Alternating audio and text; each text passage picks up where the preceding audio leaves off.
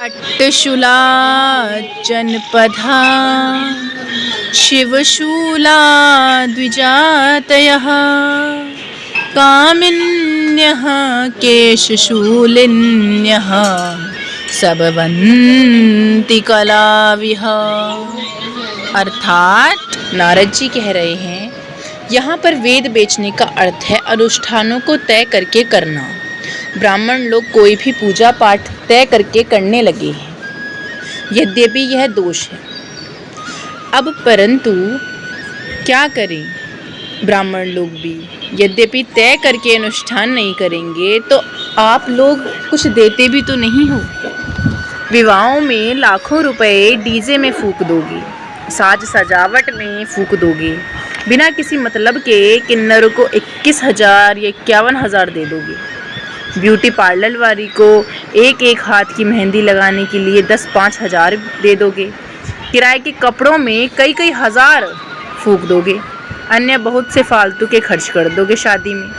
लेकिन जो ब्राह्मण मंत्र उच्चारण पूर्वक तुम्हारा विवाह संपन्न कराता है उसे तुम 1100-1500 पकड़ाते हो। यदि ब्राह्मण ज़्यादा मांग ले तब कहते हो ब्राह्मण तो फोकट में लूट रहे हैं। जो मेहनत का पैसा ले रहा है वह लूट रहा है, और जो पीछे खर्चे गिनाए हैं वो मेहनत कौन सी।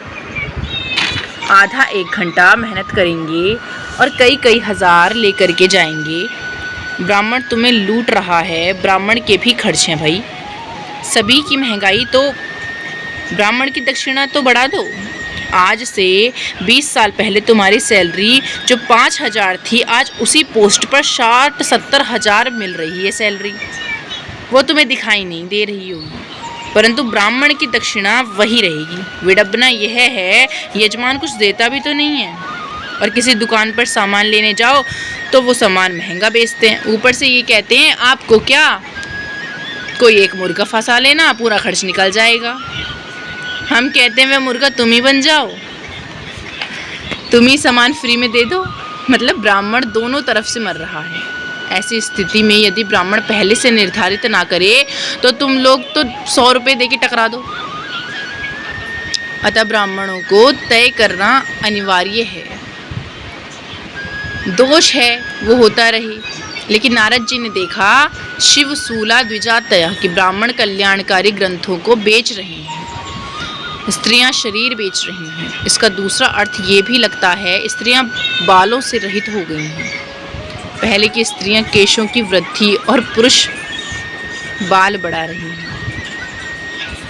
बाल व्यास बनने लग गए हैं, शास्त्र कहने लग गए हैं। जब कोई व्यक्ति अपने धर्म का त्याग करता है तो कोई दूसरा व्यक्ति उसे स्वीकार करता है। ब्राह्मणों ने यज्ञोपवीत छोड़ा, शूद्रों ने अपनाया। वैदिक मंत्र छोड़े, शूद्रों ने उन्हें स्वीकार कर रहे हैं। उसी प्रकार जिन्हें केश रखने का अधिकार था उन्होंने केश कटाने प्रारंभ किए, इसीलिए पुरुषों के केश बढ़ने प्रारंभ हो गए हैं। अतः स्त्रियों को बाल नहीं कटवाना चाहिए। इन सारे दोषों को देखकर मैं यमुना जी के उस तट पर आया जहाँ कभी भगवान ने बाल लीला की थी। ये इतना सब कुछ मैं नहीं बोल रही हूँ, ये सब कुछ बोल रहे हैं नारद जी। तब बोलते हैं फिर, एवं पश्यन् कलेर्दोषान् प्रियटन् वनीमहं यमुनं तटमापन्नो यत्र लीला हरेरभूत। अर्थात वृंदावन की भूमि में जब मैंने प्रवेश किया तब मैंने एक आश्चर्य देखा। क्या आश्चर्य देखा?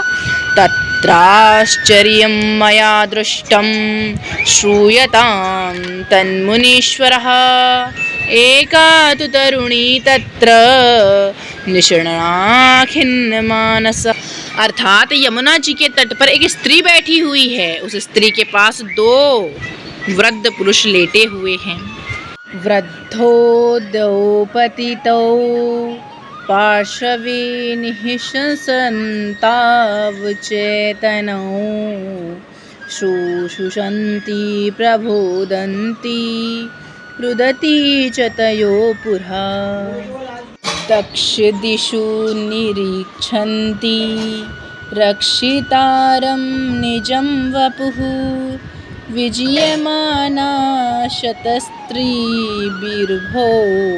ध्यमाना मुहुर्मुहु। अर्थात दोनों के बाल क्या हैं? सफ़ेद हैं, चेहरे पर झुर्रियाँ पड़ी हैं, अनेकों स्त्रियां उनकी सेवा में लगी हैं। फिर कहा, दृष्टवा दूरात् गतः सोऽहं कौतुकेन तदन्तिकं मां दृष्ट्वा नोतिथां बाला विहला चाब्रवीद्वचः। अर्थात एक बार मैंने विचार किया, एक स्त्री के चक्कर में मुझे नर से वानर बनना पड़ा। यहाँ तो बहुत सारी स्त्रियाँ बैठी हैं, इनके बीच में मेरी क्या दशा होगी, यहाँ से भागने में ही भलाई है। ऐसा विचार करके नारद जी वहाँ से जाने लगे, लेकिन इतने में ही उस स्त्री ने देखा और कहा, क्या कहा? भो भो साधो क्षणं दिष्ट मच्चिन्तामपि नाशय दर्शनं तव लोकस्य सर्वथा गहरं परं बहुधा तव वाक्येन दुःखशान्तिर्भविष्यति यदा भाग्यं भवेद् भूरि भवतो दर्शनं तदा।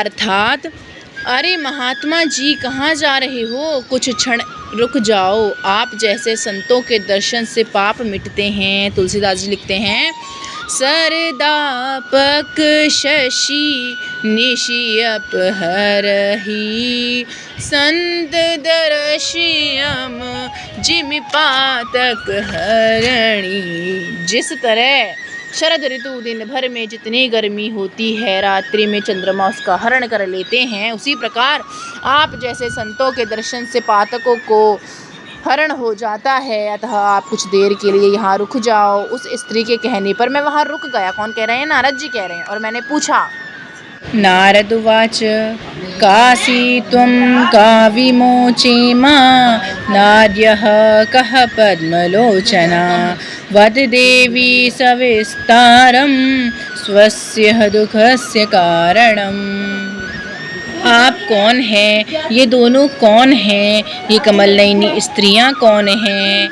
हे देवी, आप अपने दुख के कारण को विस्तार से बतलाओ, क्योंकि दुख और सुख दोनों कहने से ही हटते हैं। तुलसीदास जी लिखते हैं, कहे ही ते कछु दुख हटि होई काय कहो यह जान न कोई। आप हमें अपने दुख का कारण बताओ। तब उस स्त्री ने कहा, ये हम आपको नेक्स्ट श्लोक में बताएंगे, नेक्स्ट वीडियो में। तब तक एक बार प्रेम से बोलेंगे, राधे राधे, जय श्रीमन नारायण। आपको वीडियो अच्छी लगी हो तो लाइक शेयर कमेंट करके ज़रूर बताएं और सब्सक्राइब भी ज़रूर कर लें रामानुज सलोनी नौडियाल को।